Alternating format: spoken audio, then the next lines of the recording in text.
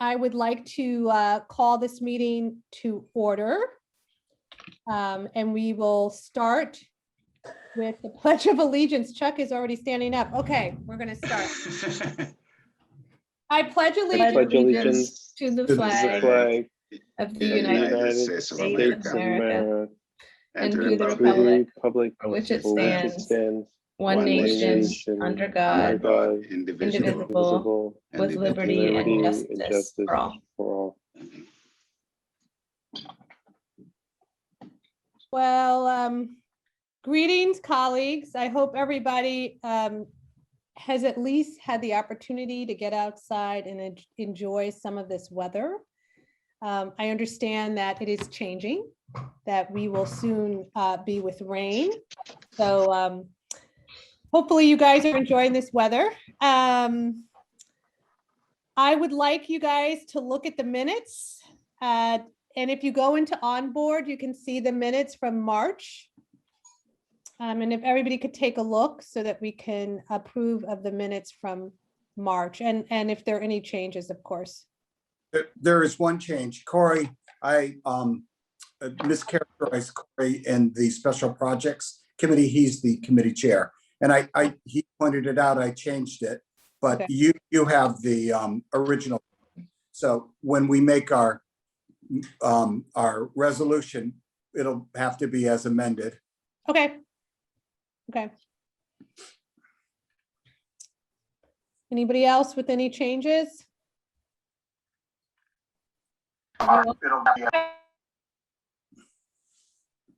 Did somebody say something? No. Okay. Looks fine to me. I read them before. Okay. Well, then I would like to make a motion to approve the minutes from the March 11th library board meeting. All those I'll second. You'll second, sorry. All those in favor? Aye. Aye. All those opposed? Any abstentions? Okie dokie. The minutes are approved.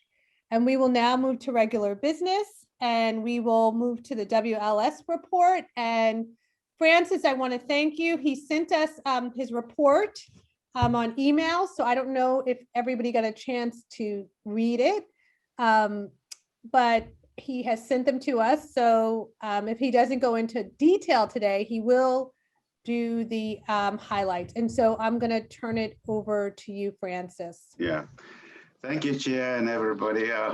Hope you're doing fine. You may, the last few days, you might have been following with some anxiety the budget discussions going on in Albany between the legislators and the governor, etc. And many of our libraries have been quite anxious about what's going to happen, whether there will be cuts or whether the current level will maintain, etc. But I have good news. You might have heard that already. This morning, we were informed that I was informed this morning as a board member of WLS that the New York State budget for fiscal 21-22 has been approved, and there is some good news. The state library aid has been held at 91.1 million, the same amount as last year. And the 94.1 million is higher than the 87.1 million original approved in the governor's executive budget. You know, the governor's budget was the sticking point. Great. Now, when we prepared the WLS 2021 budget, we had anticipated a 22.6% cut in the library aid budget. So that a flat budget is a win and will help us address the shortfall that was foreseen if the cut had been maintained. Now, the state public library construction aid has also been increased to 3.4 million, an increase of 20 million over last year's allocation of 14 million. So last year, with the 14 million allocation, WLS libraries were eligible for $654,000 in construction aid. So with an increase to the 34 million allocation this year, WLS estimates that the member libraries will be eligible for approximately 1.6 million in construction aid, which is an increase of roughly $935,000. And this is very good news, and it should prove very useful to our member libraries. A new category of funding, that is 15 million for digital inclusion competitive grant, was also approved. These funds will provide grants to support digital inclusion projects focused on economically disadvantaged individuals and households. And more details of that is going to be coming as we get more details from everybody. So I think this is extremely good news, and I'm sure our director is very excited about it. Maybe you can add more information on that. That's one. The second thing is there is a subject that has been of interest to me a lot as I learn more about it. That's the digital divide. That the WLS has been quite active in this area in the last few months. In the first quarter, for example, of this year, WLS development project was focusing very much on this particular issue. After many months of cultivation and grant requests and submission, funding for our digital equity projects have increased to $267,000. And Westchester Community Foundation approved our grant request of $158,000 to support working collaboration with Westchester Head Starts. And that shelters to provide 253 families lacking adequate digital devices with the Chromebooks and Wi-Fi support that were needed. I think this is really, really, really good news. And also the Institute of Museum and Library Sciences appropriated close to $66,000 to WLS and approved our request to use the funds to partner with member libraries to provide about 100 Chromebooks loaners to individuals on public assistance and staff technology training and outreach marketing to targeted populations. You also might have heard that the RXR Realty contributed $43,000 to WLS for a collaboration with the STEM Alliance and the Department of Social Services to provide refurbished desktop computers to 60 families currently. And these devices were delivered and to recipients during the first week of last month. And our staff, as well as the staff of the RAX, have been active in trying to install these devices in the various families.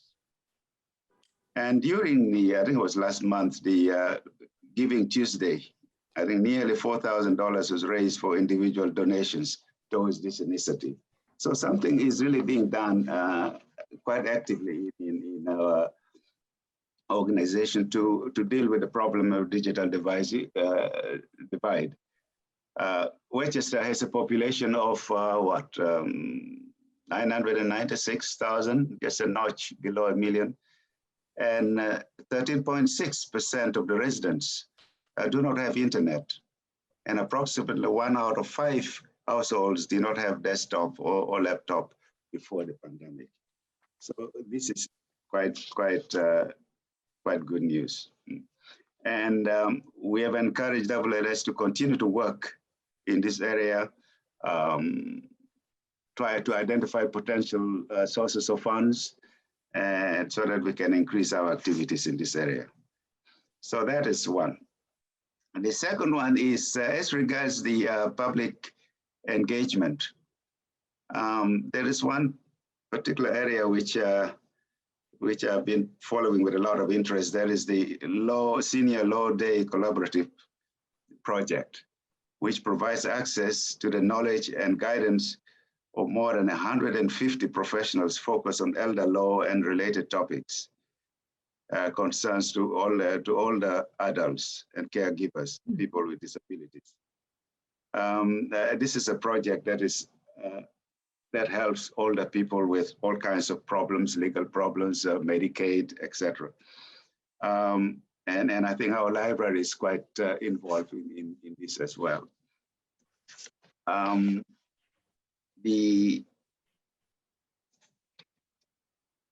Yeah, I said that our library is also involved in this as well, because member libraries now have access to the authoritative and non-commercial presenters that can address diverse topics of relevance to our older population. Currently, there are 26 programs from which member libraries can draw, and they are offered at no cost and can be delivered at one-time events as part of a series of our learning program. And I believe Tom, our library is involved in this as well. And I find this particularly encouraging.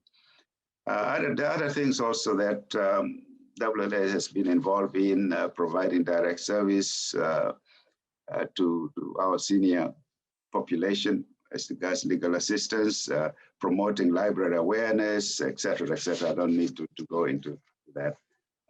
So at least one thing I can say that the library has been quite active in dealing with this problem of digital divide and also helping our low elder populations during this pandemic with the problems of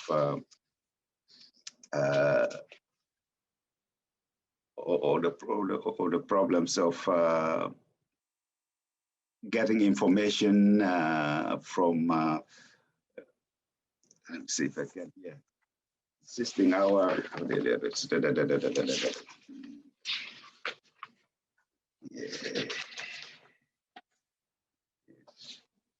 yeah, exactly, getting our elder population cope with the problems of the pandemic, particularly those who cannot, who are homebound and cannot move, so they have to be, have to depend on webinars or modes of information of that kind. The last thing I want to more just mention, because it is still evolving, is the IT finance model. This, as I understand it, is an arrangement where the libraries are billed for the services that are provided by WLS.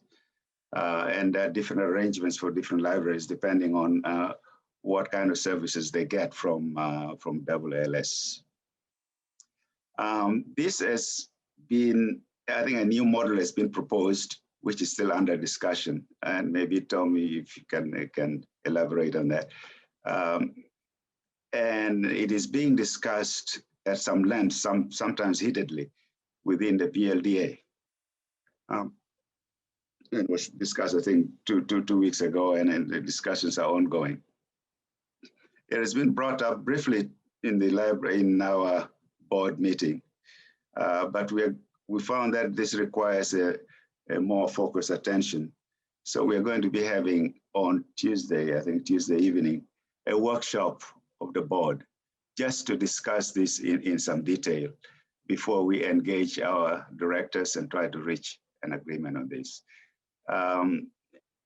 So I leave it as vague as that. This is a work in progress, but it's an issue that concerns many libraries that use the WLS IT services. So as I don't know whether Tom, maybe you can elaborate a little further on this, and I intend to talk to you not now, but before our meeting on Tuesday to see what position I could take when that thing comes up in the workshop. I think that's all I have to say. Francis, thank you for your report. I think one of the most exciting highlights is to hear that the New York State Library Construction Grant Program has been restored to a level that we saw a few years ago, which means that we need to think about our many infrastructure and other projects, both in this building and at HCL. It's a great opportunity to continue to garner more state grant money to help us mitigate the very expensive costs of maintaining and upgrading our facilities. And I just wanted to highlight that to the board's attention. And yes, indeed, the IT pricing model is really important. It's come a long way. WLS administration has been listening to many of the libraries that have been complaining about the inequities that they were paying for services that they weren't using or didn't want to use. And so I'm feeling positive about the direction we're going in, Francis, because our library, not like many others, has a very strong IT team led by Dan O'Gerry, and that gives us more abilities and possibilities than many of our other peer WLS libraries. So essentially that's it in terms of my commentary. What about the focus on the digital divide? Are you satisfied with our level of attention in this regard? I am, and I was planning to discuss a pilot program that we're working with WLS in my director's report. I see WLS has made great strides and has pivoted to deal with this important issue. And, I really congratulate them. Good. I also wanted to comment on that number, the potential for $1.6 million in the construction grant. So that's wonderful to hear that such an increase actually happened when we were expecting the opposite. So hopefully we get some of that funding to do the many improvements that need to be done at our library. Spoken like a true buildings and grounds person. Thank you so much, Francis. Thank you, Tom. I don't have a lot to report. Just as Sarah mentioned, I'm always eager to hear from the buildings and grounds and special projects, particularly, and even finance. So I'm always hopeful to hear from you guys on how we're going to update and yet pay for all our updates. So hopefully we'll hear more about that today. And Francis gave us some good news as well. And then I just want to encourage you guys. As I think you all know, 5 different libraries are coming together, and we've talked about this before, but it's actually starting to read CAST together. And there's 4 opportunities, I think, and Tom, you can correct me, 4 different opportunities to kind of go over one of the chapters. It's really 3.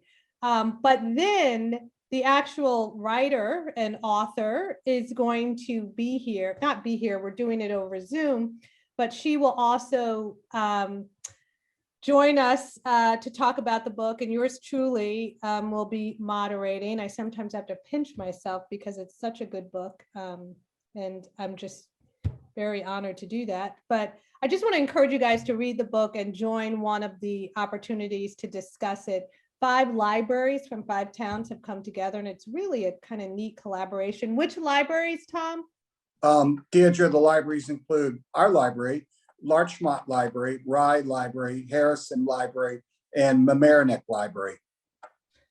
So I just want to say, in a time when our country seems to be kind of at odds with each other, what a wonderful way to show collaboration. All those towns are very different towns. They all have different ethos. They all have different, they're demographically different, but yet they've come together. So let that be something that leads us and is an example of what we as a community can be. So I just want to encourage you guys to take part in that. So that's all for my report. I have nothing except to say tonight there's actually a fundraiser going on for the library. The Friends is doing a trivia night tonight. It starts at 8 o'clock. So I also just want to thank them for always really doing a lot to try to raise money for the library. That's it. Chair, could you give that list again of the library, the 5 libraries? Yes, Francis, it's our library, the Larchmont Library, Harrison Library, Mamaroneck Library, and I'm trying to remember, Rye Library. Right, okay, good. Okay, thank you. Right, and as Deirdre said, it is very exciting. It's a great book, powerful, unsettling, Very. very unsettling. It really. Is this on the website anywhere? Yes, yeah. Yeah. And we've been social media publicizing it. As a matter of fact, Nikki Fudge, who's doing a great job with social media, just sent out one of our library newsletters, and it was highlighted in that newsletter. And tonight, actually, Deirdre, was the kickoff session. Okay. And each library is sort of managing a session, and New Rochelle is working with Deirdre to manage the April 25th session. That is the virtual visit and discussion with Isabel Wilkerson, and that's at 4 p.m.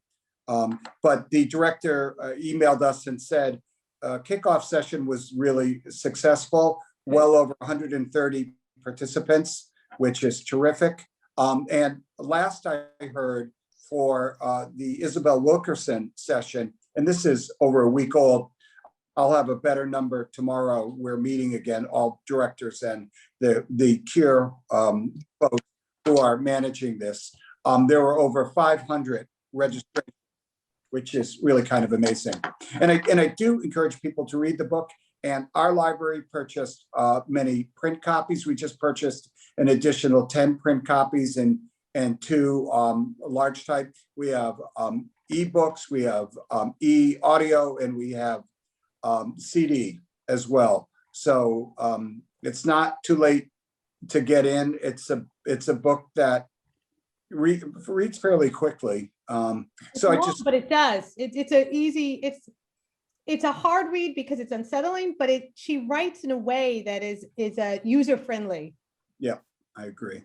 So I think it's a really wonderful collaboration, and I hope we get to do this more. And again, this was money, $15,000, that was granted by the county legislature. I think it was Representative, oh golly, I have her name. Was it Jackson? Deirdre, do you know? CURE is an organization in Larchmont that pulled it together. Right. I'm just looking in my notes, and I thought I had, anyway, well, it was a terrific legislator that made it a point to obtain $15,000 to help fund this. So it's important. Just sort of to tie what we're doing in terms of this community conversation to this week, I think they do tie in, and this week is not just any week, it's National Library Week. So having this 5-town 1 book discussion, having our board meeting this week, it sort of highlights how important libraries are and how they do things that are traditional in terms of loaning materials, and also help sponsor conversations about our community and society and how we can work towards achieving a better one. So unlike previous years where we did a lot more, our programming is more virtual, so it's been a little more muted, but I think it's worth mentioning that's our week. In terms of library operations, we continue to be busy. As a matter of fact, I've been sharing with you the numbers that relate to our curbside delivery. Last month, we had over 775 transactions, which since the inception of this service in July is the second highest, which is interesting. Highest was August, which is always a busy month for children, et cetera. But this service is popular, and even though our doors are shut, people are accessing our collection in that way, as well as our e-materials, e-books, e-audio, e-magazines, and our many streaming services as well. Children's continues to have hit a home run in regards to its book bundle service. lots of young families are taking advantage of the opportunity to ask the children's department to curate a bundle of books that relate to a particular topic, age group, et cetera. And so that's terrific. Virtual program popular, particularly, again, our children's staff are doing programs that relate to music and movement or bilingual rhyme time, story time, family story time, baby rhyme time, et cetera. So it's all terrific. Things that aren't easily quantifiable, but certainly worth talking about, is the fact that while we're closed, we're busy in the ways that I shared with you. And also we're continuing with this sort of a readjustment of our library. We have now recarpeted the children's area. It looks great. Looks like a field of green grass. And it's now a much more attractive and safer place to use, since the carpet in there was experiencing some issues. We're now very much focused on the second floor. As you folks know, we were lucky enough to garner 2 big New York State Library construction grants and pair that with foundation grant support. And we've painted. We're now almost done with carpeting. It looks great.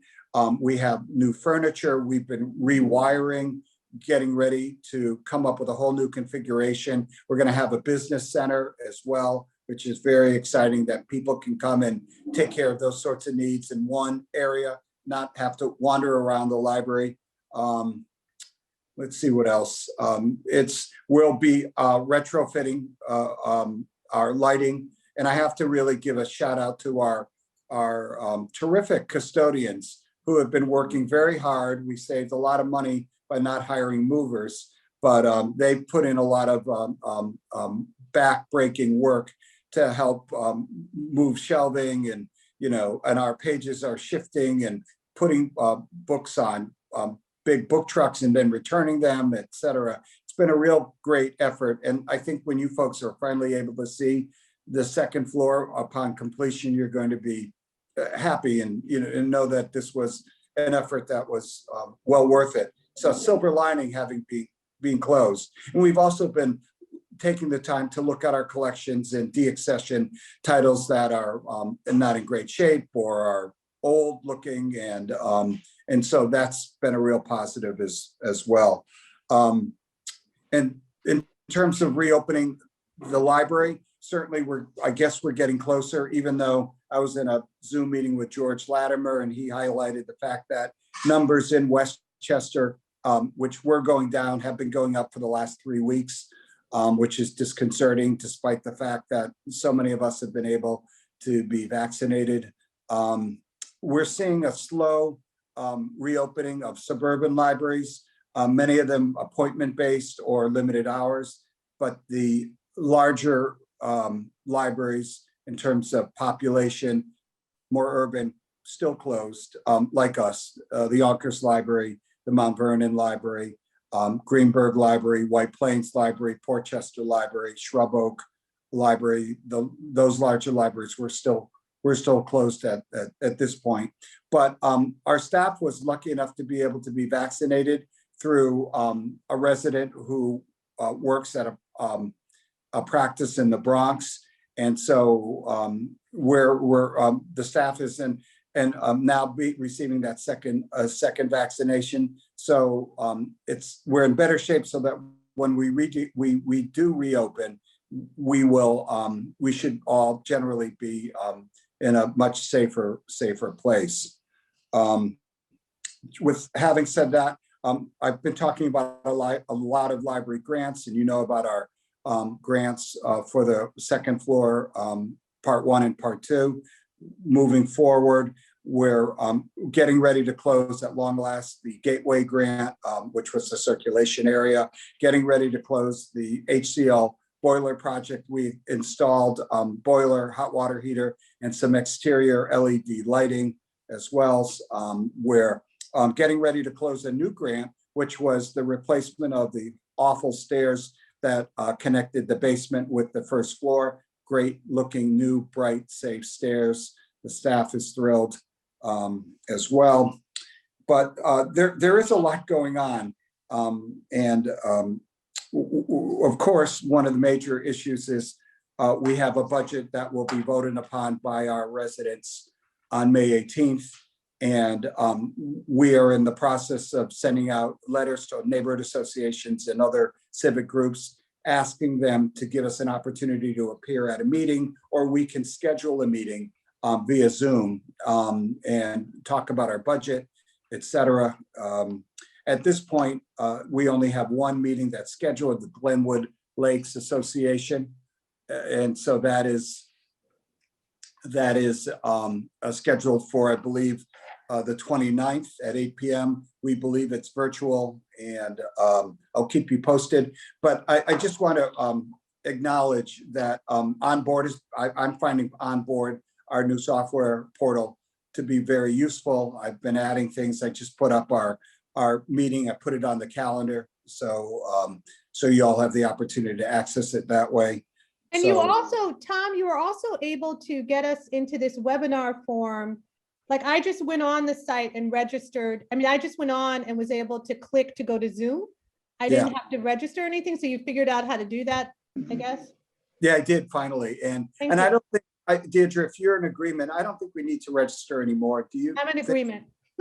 Okay. We've been, knock on wood, we've been very lucky. We haven't had any Zoom bombing, et cetera. Another effort that we're working on, and I have to really congratulate Dan O'Gerry, such a tireless worker and very modest and quiet about it. We applied for e-grant funding assistance, and we met with a good amount of success for broadband access and some other internal connections. And I will be coming to you with more information, but we're going to be increasing our broadband considerably. And thanks to this grant, we're going to end up paying quite less than what we're paying now for half of the broadband that we'll be bringing on board in July. And so that's rather exciting. One thing I do want to mention is tying to Francis's comments about the Westchester Library System and its efforts to bridge the digital divide in the county. And it has really pivoted, I thought, and has made great efforts to try to assist our residents in the county and also assist New Rochelle people. They have distributed, they've shared with me laptops and other devices and Wi-Fi spots to folks who are deserving. I believe many of the units are computers that have been refurbished that were once owned by the developer RXR. But another pilot project that I mentioned briefly, and I'll mention just briefly again, is that we have been in conversations with WLS in regards to testing a pilot project where they will be giving us a Wi-Fi hotspot and a device, either a Chromebook or maybe a laptop or a tablet, hasn't been determined. They're going to give us 5 of them, and we will be able to circulate them to our residents. And that ties to a grant that that myself and Daniel and Denise Link have been working on, talking with the City of New Rochelle Development Office, really led by Todd Castaldo. And we are seeking to apply for CARES monies that will allow us to also purchase Wi-Fi hotspots, and we're hoping maybe Chromebooks or other sorts of devices like laptops or tablets as well. And so is very exciting. There are some restrictions on who has access in terms of income or age, but we think that will not prove an impediment, since we'll have the WLS units and also the foundation, if they choose to support one of our grant initiatives, we'll have money for Wi-Fi hotspots and devices as well. So we're trying to be active in this area. And of course, previously, thanks to the foundation and working with school district, we handed over 50 Wi-Fi hotspots to families and students that did not have access otherwise. Can I ask a question about that? Yep.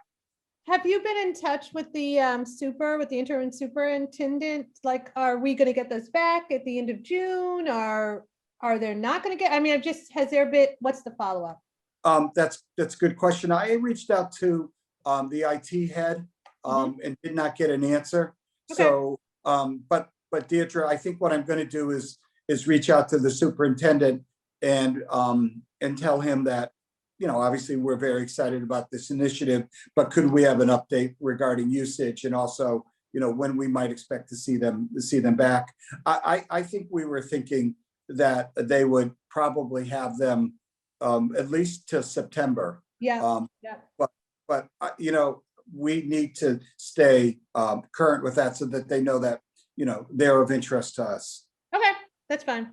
I just also want to talk about something else that happened last week that was very exciting. You folks probably know we were lucky enough to be able to host a pop-up vaccination clinic.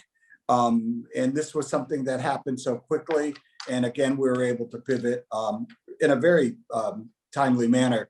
And Deirdre had notified me last Monday that the mayor had asked whether or not the library could host such an event in which 1,200 vaccinations would be distributed over the course of a 3-day period, last Thursday, last Friday, and last Saturday. And we said, absolutely. Conversations began immediately. There was a visit on Tuesday. There was set up on Wednesday with the organization that the city hired. And their name was Sun River. And it all just spooled out very nicely. You know, we served nearly 1,200 people over those 3 days. It was smooth, it was seamless. Johnson & Johnson was made available to many people who otherwise wouldn't have access to it. And I have to say, on our side, Denise Link did a really superb job, hands-on, very involved, registering people, pacing the perimeter as well. And our security guards were great. We brought our cleaning service in to clean, you know, all kinds of high touch spots, the restroom, et cetera. And surprisingly, at the end of the session, they told us that they decided not to charge us, which I thought was, you know, tremendous. That was great. I saw that. That was great, Tom. That's great. It was just terrific. They're very civic minded. They also donated to the foundation trivia night too. I asked them to do that, and you know, they did. It's good. So that was very successful. And I sort of feel, the staff feels that now that we have a little experience, if there's another opportunity, we certainly want to be a part of it and facilitate, you know, our community being safe in regards to these vaccinations. So, and we're getting, actually, it's interesting, we're getting phone calls and we're getting people walking up to the library and asking. So there's obviously a need in the community, and we're ready to step in, you know, when these vaccinations are made available. Julie Converser, who is the sort of city volunteer coordinator, she's fairly new and has done a really good job. She was a big part of last week's pop-up success, indicated on a Rotary Zoom meeting last night that Francis was part of too, that these things are so hard to track that you can be notified in the 11th hour that you will have access to a vaccination. And, you know, if that were to happen, we certainly would like to be part of that. So that's that. I'm trying to think what else is going on. While you're looking, Tom, I will just say that that my husband and I received the vaccine at the library on Saturday morning, and the operation was extremely impressive. I was so blown away by how efficiently people I knew were mobilized as volunteers. The training of the volunteers, everything felt seamless and joyful and optimistic. And there were plenty of people helping, you know, people who were, you know, needed help filling out forms, and just huge kudos. It was a little rough weekend after that, having received it, but I'm really happy to be on the other side, and so thankful I could drive 5 minutes, that I could do it with my husband, that we could get that done right here at home. And it was extremely impressive. So thank you. Welcome. Our staff, very emotional. it was really sort of all about what we as a library do. We do all the traditional things, but we're here to provide social service assistance and just to be a part of the community. And it was really good. And well, the guards, we all noticed that there was literally, I mean, it's hard to believe, but there wasn't one bump in the road. Everything just flowed so smoothly. And those volunteers, Whitney, where many of them were gathered by the city through Julie's efforts, and right. It was impressive.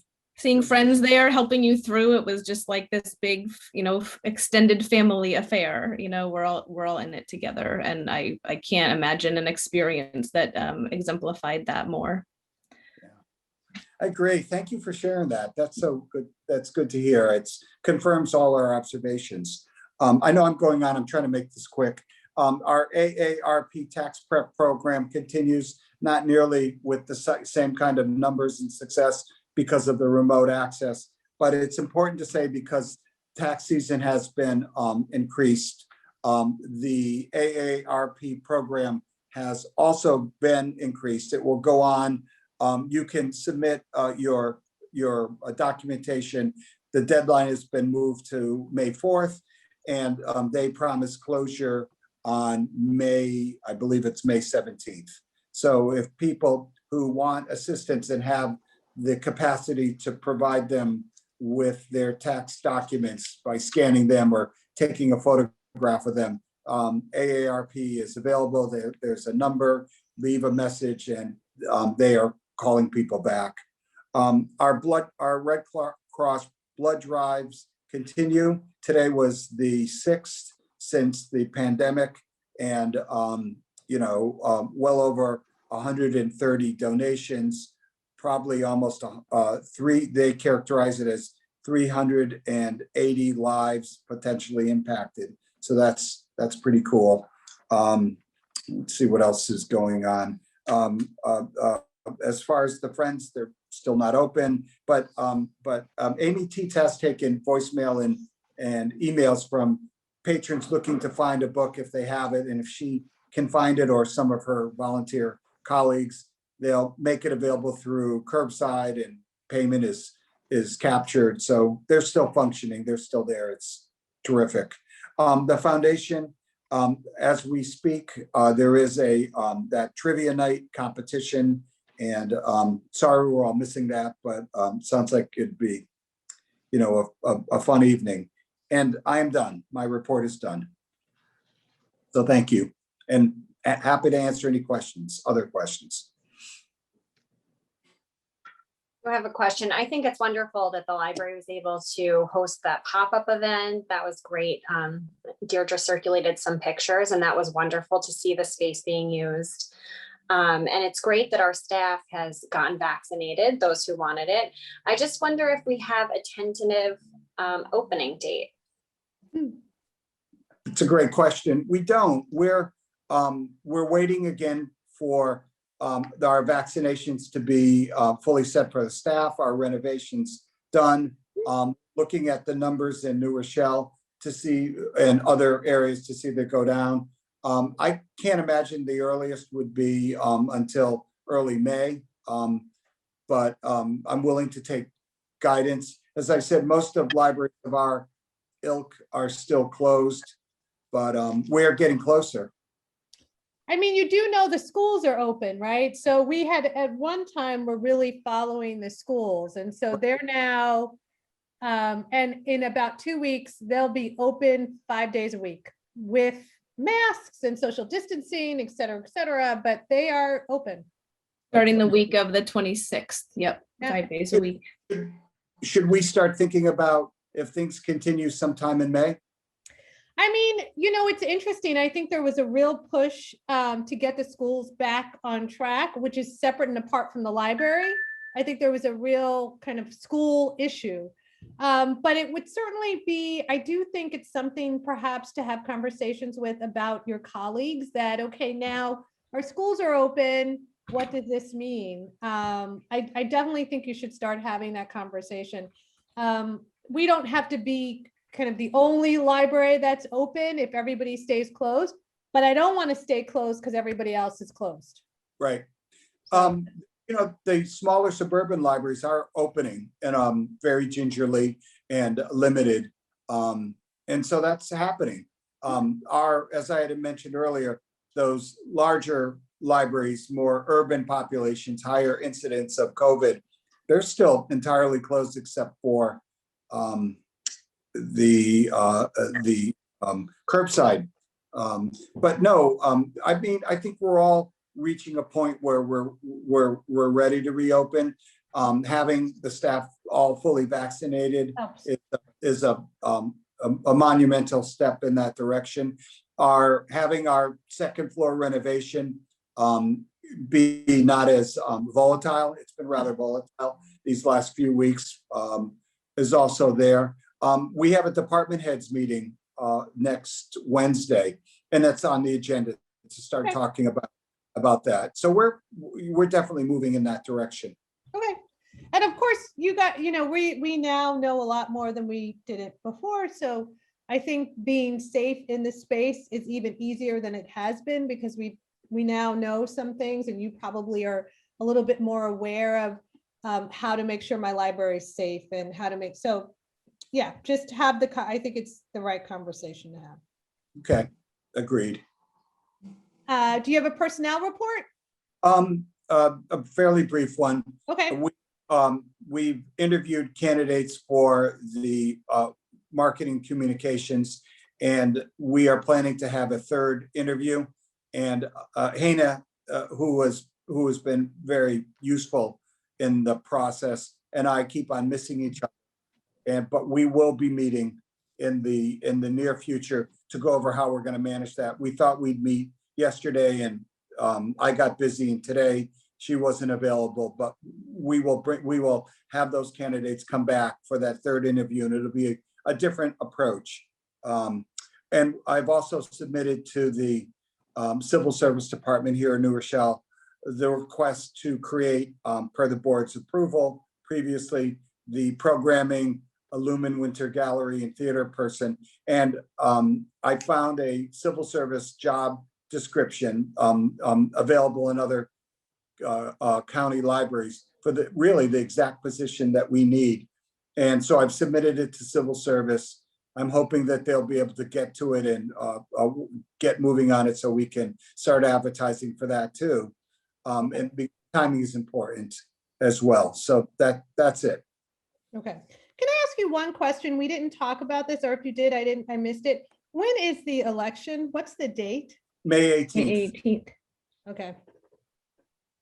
Yeah, but at this point, we have one candidate who has submitted her petitions, and I actually met with her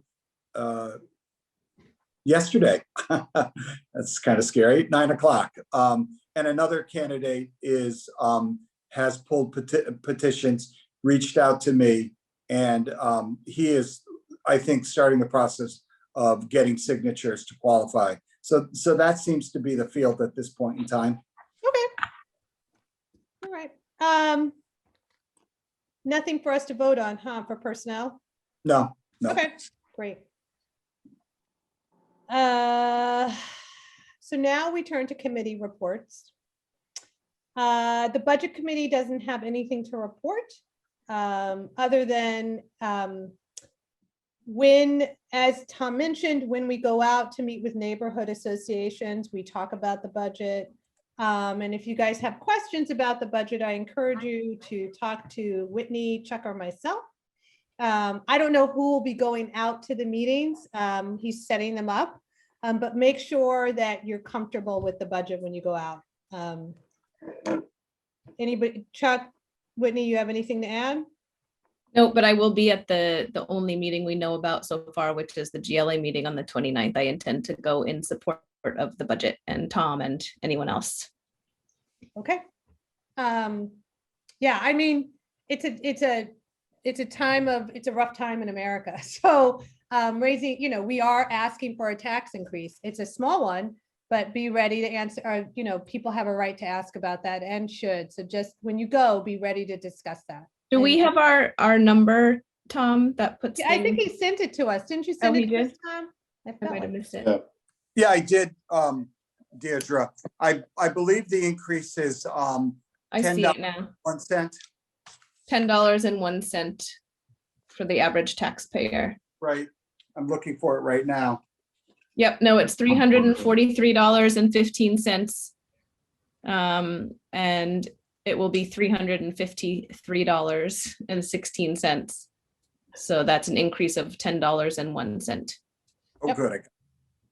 I love that number. It's very, very helpful. I think puts a lot, and whenever you are able to explain what that means for the community and the people who use the library, and its ongoing success, I think it makes an impression. Well, great. So, and if you have questions before you go out, please feel free to call anybody on the budget committee and we will be happy to walk you through those numbers. So now it looks like Sarah, you put your report on board. Looks like you did. There is Impressive. I didn't put it on there. Oh, I don't know who did, but I was having trouble adding things there. So somebody put that.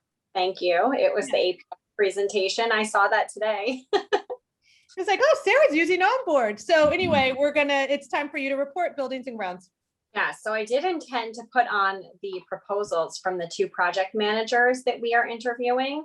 So everybody should have that doodle poll. I saw that I got some responses earlier just to schedule those interviews with the 2 firms. And we are also waiting on a report from APS, which, Tom, I meant to ask you, did Doug maybe send that report to you? It was just the classification of, it was going to be a short report. I haven't that, Sarah. But I did reach out to him today, and I'm hoping he's going to email or call me tomorrow. But I will ask about that. And Sarah, what I can do tonight, I can take the 2 responses from the 2 project management firms and put that on board in the buildings and grounds resource area. Oh, okay. That would be great, because I was trying to do that and I couldn't do it. I'm going to have Jean maybe walk me through it.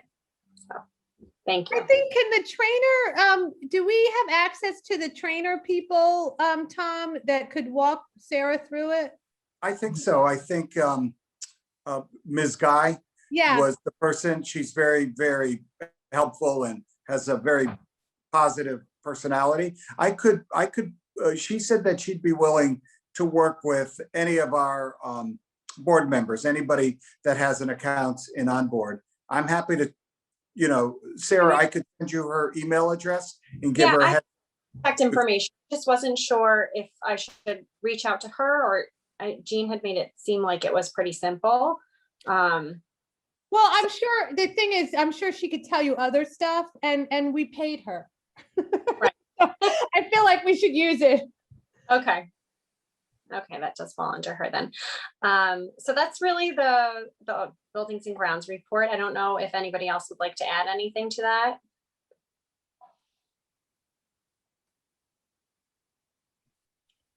Okay. How about, I don't know if anybody, Dan is not here to give the community relations committee report. Is anybody from that committee want to do any reporting? Okay. Finance? I don't think we have do we have oh, Corey, go ahead. I talked to M&T Bank, talked to Jean and Tom yesterday very, very briefly.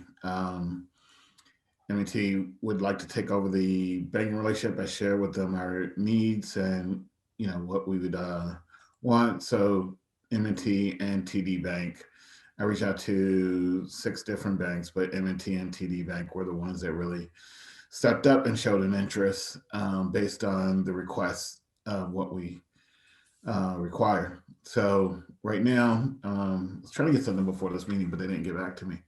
So I should have an update to Jean and Tom by next week.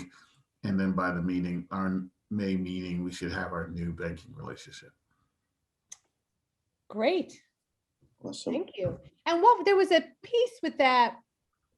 Did this have to do with the school district and us wanting to, I felt like. Yeah. So the school district usually manages our budget, but then when I reached out to the business manager at the school district, she was hands off about it, just Right. that we work at your will.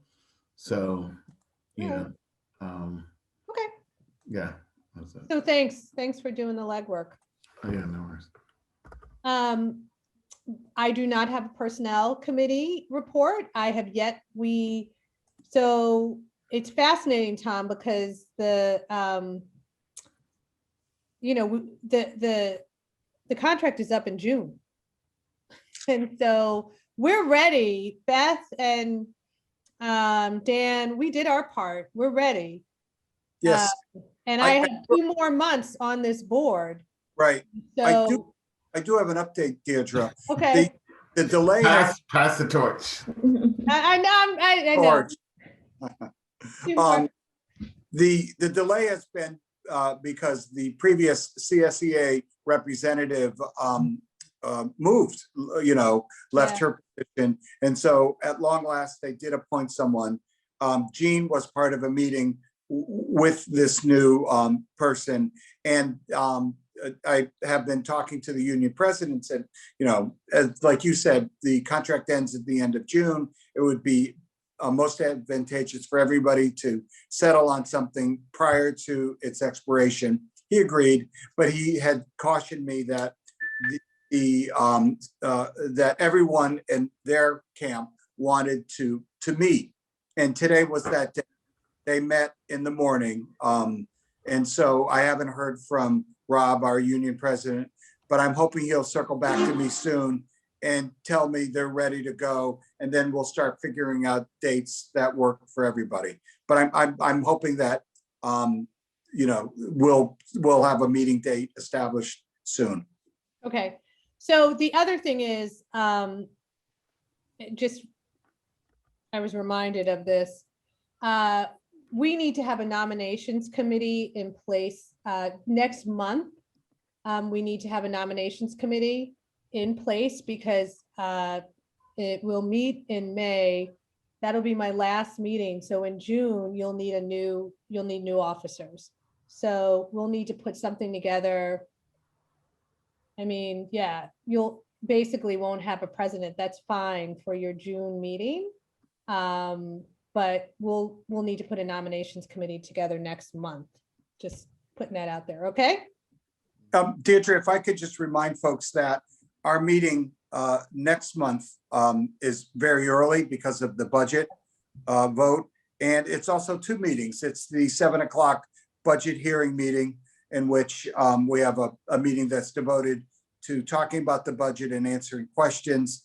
And that will be concluded. And then we restart our monthly meeting at 7:30 as well. What's the date, Tom? I believe it's May 6th, Whitney. May 6th, yeah. So at 7 is the beginning, right? Instead of 7. Oh, it's the budget meeting and then our regular meeting. Yeah.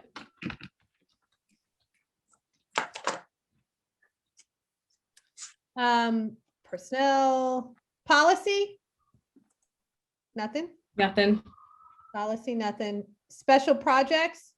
I think we did, Tom sent out an invite for Whitney and I, and we're going to meet with APS on April 12th or 13th, whatever works for everyone else. And that's part of the strategic plan.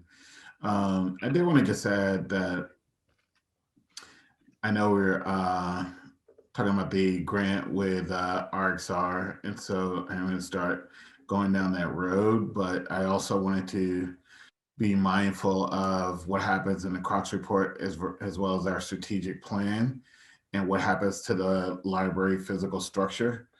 And it just, go to this old story, but it reminds me of my uncle's place, which is in South Carolina. And I remember when the place was built, and that was 40 years ago. And, he unfortunately has passed away, but the kids never took care of the place. And the place is just, it's a shell of what it used to be. And I just want to make sure that we're conscious of obviously maintaining the library as it is, but also moving it ahead into improving it in some shape, form, or fashion. And so I think as board members and also as a community, we have to be mindful of moving ahead and moving forward when it comes to the physical structure of the library. And it doesn't mean tear down the library or anything like that, but we got to do something. And I don't think we can do nothing. So I just want to keep saying that every month so it doesn't lose sight of the physical structure of the library, and we're addressing how to move us ahead into the future. Yeah, Corey, I just want to add to that and just kind of underscore what you're saying. I think it's really unfair to our patrons to not do that. I think it's taking them for granted and taking advantage of the fact that they come and they show up. So it's okay if the building falls down around them, because at least they come. So I just think it's our duty and our responsibility to really try to provide the best for them and not kind of take advantage of the fact that they come here, even if it's not what it should be. So Right. Just want to underscore what you said there. Thank you. So now, if no one else has anything, it is time for public discussion. And we only have one person, and Marjorie has raised her hand. So am I a host? I'm going to allow Marjorie to speak. You should be there. I think I just did that for Marjorie. I think I allowed her to, Okay, gave her. there she is. Hello. Hi. Hi. So, wow, there's a lot of good news. It was great to hear from Francis about the New York State infrastructure grants, and Dan, my husband, was just so thrilled to be involved with the the pop-up vaccination. And as everybody has said, it just went beautifully. And many people in the community also helped to engage the community to set up appointments and things. So just really appreciative of that. I'm just curious, because when people ask me in the community, what's happening with the library, and I mentioned that, there's some things that need to be addressed. And I realized that I don't really have wonderful information about that. I suppose I could go back into some of the, the recordings, but is that public information? Are there things that the public can see that we could have access to about, what are the issues that need to be addressed? From the assessment, or is it the assessment, or what was it that was done that talked about what improvements need to be done? Just, because the people in the community are interested, and I think it would be good to just that people know and have the actual information. So I guess my question after all these words is, what access does the public have to what are the issues in terms of the building? Yeah, so I'm going to answer. So Sarah has reported everything is, like you said, on the recordings. And I even think her report is part of public document at this point. So we can perhaps, Sarah and I can work together to kind of see if we can make the report something that makes sense. I feel like it's actually, is it on the website at all, Sarah? Or I feel like it's the audit. You're talking about the audit. Mm-hmm. You mean the actual audit? It's not. No. It's not. It's a very lengthy and involved document. So Right. Wasn't part of the thought that this summary that they're working on maybe would be something that would be more user friendly, right? And make that public. Okay. Yeah. Okay. That's what I was going to say. It would be more of an abbreviated version. Tom, I don't know if Doug's presentation, those slides that he did, are those maybe on the website? They are not. We have not put anything on the website in regards to that. But we certainly could consider it if the board wanted me to do so. That was just a little bit easier to digest. He did go through it in one of our meetings. Yep. But so maybe to pull that out and post that. Yep. could do There- Yep. I'd like that. If you could, that would be a start. Particularly if he reported at it at our meeting, I remember. So that's a start. And then like Chuck said, perhaps the summary will, we can get it available once these project managers are hired. So Marjorie, that's your answer? Yeah, and even the project managers or those, who they are and can they be also have access to that or not at this point? We don't have a project manager tells yet, them. Marjorie. Okay. Okay. Yeah. And the onboard that you're mentioning, is that something that the public has access to? No. Not at all. Okay. Okay. I think some of the people that are interested, somebody that I am actually going to be speaking with next week was involved in the original building of the building, people who might actually be helpful in terms of giving some guidance.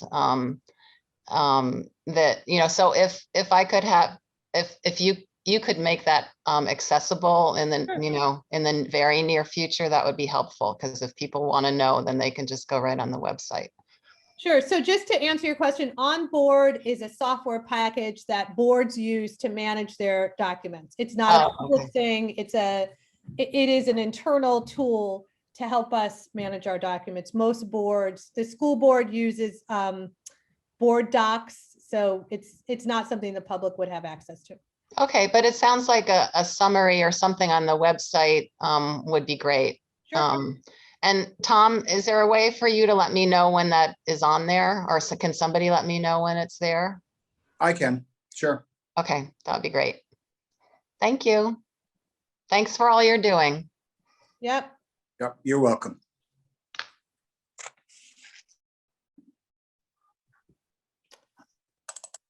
All righty. If there's no one else, it's Jean and Jessica. So it doesn't seem like there is anyone else. Do any board members have anything they'd like to add? All righty. So just as Tom and Whitney mentioned, remember next month is a budget meeting and then our regular meeting. And then I would like to make a motion to adjourn this meeting. Second. All those in favor? Aye. Aye. All those opposed? The meeting is adjourned, and I'm very upset that I will never seemingly have a chance to use a gavel again. But You still can. You'll just be doing it by Zoom. thanks, guys. I hope you have a nice week. Thanks, guys. And we'll see Thank you next you. month. Everybody. Nice to Thank you. see everybody. Bye-bye. Bye.